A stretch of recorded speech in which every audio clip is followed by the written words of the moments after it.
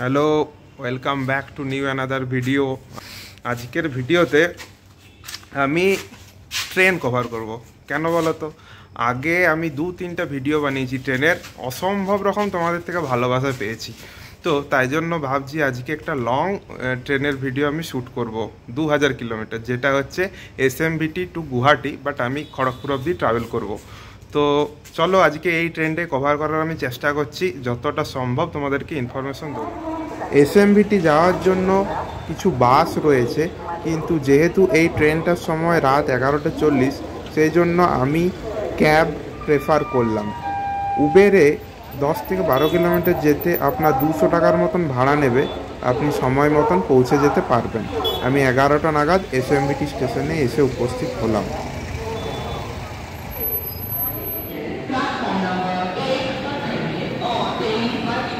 স্টেশনে ঢুকেই 1 নম্বর প্ল্যাটফর্মে দেখি দাঁড়িয়ে আছে 12509 এসএমবিটি টু গুয়াহাটি এক্সপ্রেস। অতএব আমাকে বেশি পরিশ্রম করতে হয়নি, ঢুকে ডান দিকে দেখলাম ট্রেন দাঁড়িয়ে আছে, ডাইরেক্ট ট্রেনে উঠে পড়লাম। আমার বুকিং ছিল 3E ইকোনমিতে। এই ট্রেনে কিন্তু আপনি যে নর্মাল এসি 3 টায়ার সেটা দেখতে পাবেন না, এখানে কিন্তু 3E ইকোনমি কোচটি দেখতে পাবেন। এতে একটু কিন্তু সিটটা ছোট ওই সিটের তুলনায়। একটা দুর্ভাগ্যের জিনিস বলি, এই ট্রেনে কিন্তু আমার RAC হয়ে গেছিলো, অতএব দুজনের এগেনস্টে একটা সিট। কী করবো, ট্রেনে উঠতে পেয়েছি, এটাই আমার সৌভাগ্য।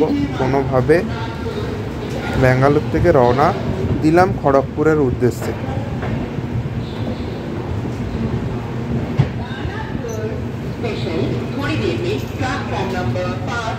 সারাদিন খুব টায়ার্ড ছিলাম, এই জন্য আর জেগে থাকিনি। উঠেই আমি সিট খুঁজে নিয়ে RACতে কোনোভাবে শুয়ে পড়লাম। পরদিন ঘুম থেকে উঠে দেখি ট্রেন তখন পেরাম্বুর ঢুকছে। বাইরে কিন্তু বৃষ্টি হচ্ছে। সকালের দিকে এই সময়টা ভীষণ ঠান্ডা লাগে, বাইরেও ওয়েদার ঠান্ডা, ভেতরেও এসি চলছে, ভীষণ ঠান্ডা। যাই হোক, কোনোভাবে রাতটা কাটিয়ে নিয়ে সকাল হয়ে গেল। এরপর দেখি বাথরুমে বেশ ভালোই ভিড় রয়েছে, সেই জন্য রিকমেন্ড করব যদি আগেই কাজবাজ সেরে নিতে পারেন মঙ্গল। এরপর একটু চা খাওয়া যাক। সিগন্যাল না পেয়ে ট্রেন একটা স্টেশনে দাঁড়িয়ে গেল। একবার নিচে নেমে ঘোরাঘুরি করলাম। হ্যাঁ, এই প্রসঙ্গে বলে রাখি, আপনাদের এই ট্রেনে খাওয়ার কোনো অসুবিধা নেই, সমস্ত রকম খাবার দাবার এখানে পাওয়া যায়, চাও পাওয়া যায়। চাটা ওই পাউডার সিস্টেম, একটা প্যাকেট থাকে, ওই প্যাকেটটা খুলে ডাইরেক্ট দিয়ে দেয়। চায়ের দাম 20 টাকা। কোচের ভিতরে বসে থেকে থেকে টায়ার্ড হয়ে গিয়ে একবার বাইরে এলাম, ভাবলাম আপনাদেরকে একটু বাইরের ভিউটাও তো দেখানো উচিত। এই ছিল সকালের কিছু দৃশ্য, যা আপনাদের সামনে রাখলাম।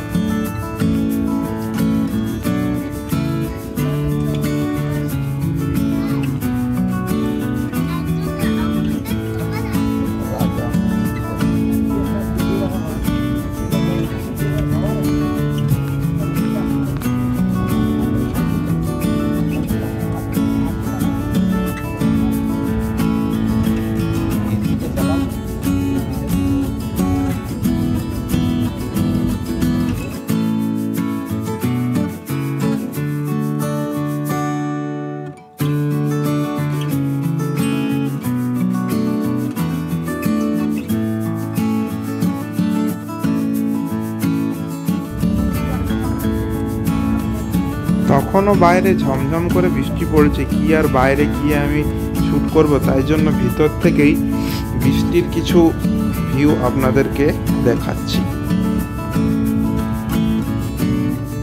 সকালে খাবারের জন্য ব্রেড অমলেট, লুচি তরকারি, এই সমস্ত খাবার দাবার পাওয়া যায়। তাছাড়াও চা তো অহরহ রয়েইছে, আপনারা খাবার এখানে পেয়ে যাবেন, খাবারের জন্য কোনো অসুবিধা নেই। তাছাড়াও দুপুরের খাবার, রাতের খাবারও এই ট্রেনে কিন্তু পাওয়া যায়।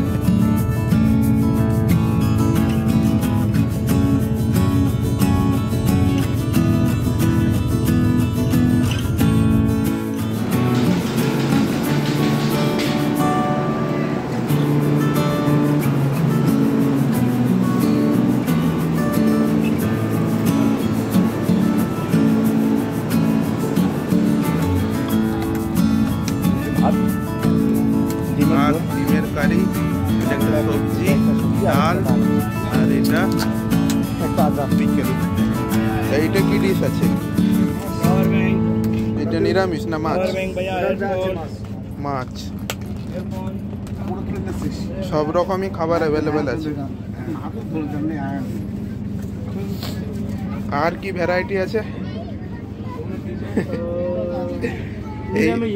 নিরামিষ এটা।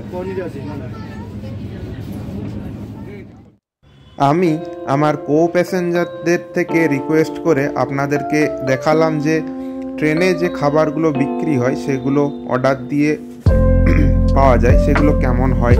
ডিম, মাছ, নিরামিষ বিভিন্ন রকম খাবারের অপশান রয়েছে। এগুলো জেনারেলি একটু বেশি দাম সবাই আমরা জানি, কিন্তু যারা আইআরসিটিসি থেকে অর্ডার করতে পারেন না তারা এখান থেকে খান মোটামুটি ঠিকঠাক খাবারগুলো। দেখতে দেখতে আমার ট্রেন প্রায় বিজয়ওয়াড়া স্টেশন ঢুকছে। আমি আইআরসিটিসি থেকে খাবার অর্ডার করেছিলাম, এই স্টেশনেই আমাকে দিয়ে যাবে। তো চলুন দেখাচ্ছি আমার খাবারটা কেমন ছিল। ততক্ষণে আপনারা এই পাহাড়ের ভিউ এনজয় করুন।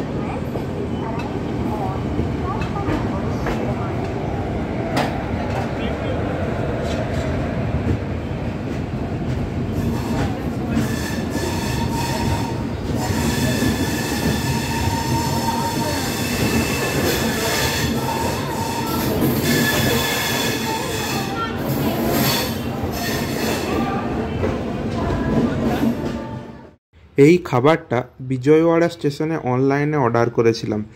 দাম ছিল 110 টাকা। মোটামুটি ভালোই খাবার ছিল। অড়হর ডাল, লাউয়ের তরকারি, সুজি, একটা মিষ্টি, সুজিটাই মিষ্টি আর কি, আর দই, ভাত। মোটামুটি ঠিকঠাক খাবার ছিল, ট্রেনের খাবারের থেকে টেস্টি। দুপুরের খাবার খাওয়ার পর একটু বিশ্রাম করার পর যখন একটু বাইরে এলাম, দেখি ট্রেন তখন রাজামন্দ্রি স্টেশন ঢুকছে।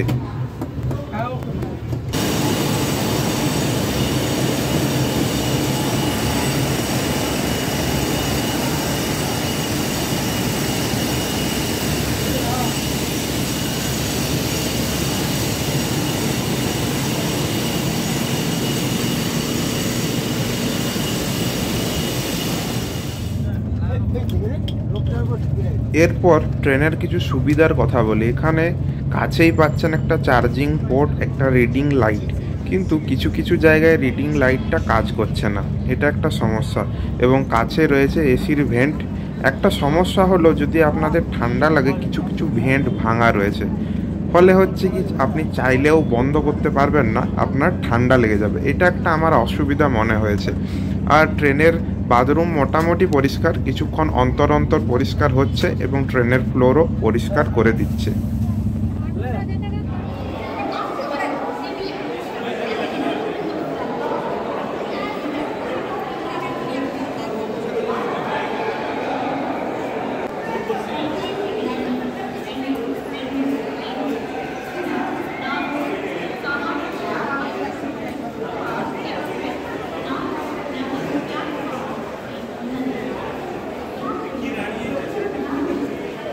গাড়ি বিশাখাপত্তনমে এসে গেছে। এরপর আমরা খাওয়া দাওয়া করব। সকালবেলায় মোটামুটি ঢুকে যাব খড়গপুর। আর দেখানোর মতন তেমন কিছু নেই, দ্যাটস ইট। চলো কি খাচ্ছি দেখাবো। রাত্রের খাবার জন্য আমরা অর্ডার করেছিলাম 8টা রুটি, একটা চানা মশলা আর একটা মিক্স ভেজ। এইগুলোর দাম ছিল মিক্স ভেজের 115 টাকা প্লেট, চানা মশলার 115 টাকা প্লেট এবং রুটির 9 টাকা সামথিং কিছু পয়সা করে। এবং আমি অর্ডার দিয়েছিলাম শ্যাম ক্যাটারার থেকে। শ্যাম ক্যাটারার আইআরসিটিসিতে একটা খুব ভালো মানে উল্লেখযোগ্য খাবারের জায়গা, আপনারা অর্ডার দিতে পারেন, বেশ ভালো টেস্টি খাবার ছিল।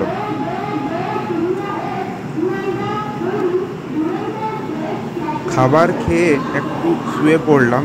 খানিকক্ষণ শুয়ে পড়ার পর একবার বাইরে এসে দেখি ট্রেন ততক্ষণে ভুবনেশ্বর ঢুকে গেছে। প্রায় অনেকটাই ডিস্টেন্স আমার কভার হয়ে গেছে, আর 6 ঘন্টার মতন পথ রয়েছে, দেখতে দেখতে পৌঁছে যাব।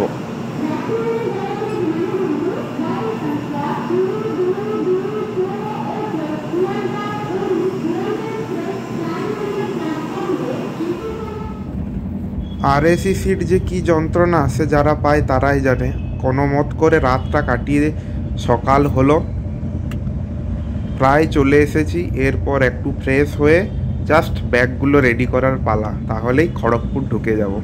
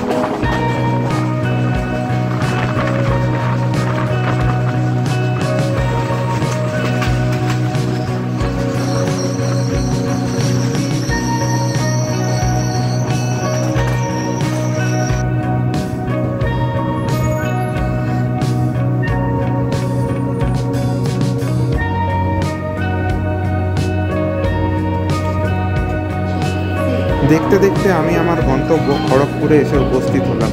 এখানে ট্রেনটার সময় হলো সকাল 7টা, কিন্তু বেশিরভাগ দিনই 1 ঘন্টা লেট থাকে। এই ছিল আমার SMBT টু গুয়াহাটি এক্সপ্রেসের ভিডিও। আমি যতটা পারলাম ইনফরমেশান আপনাদের সামনে তুলে ধরলাম। যদি কিছু জানার প্রয়োজন হয় অবশ্যই কমেন্ট করে জানাবেন। ধন্যবাদ ভিডিওটা দেখার জন্য।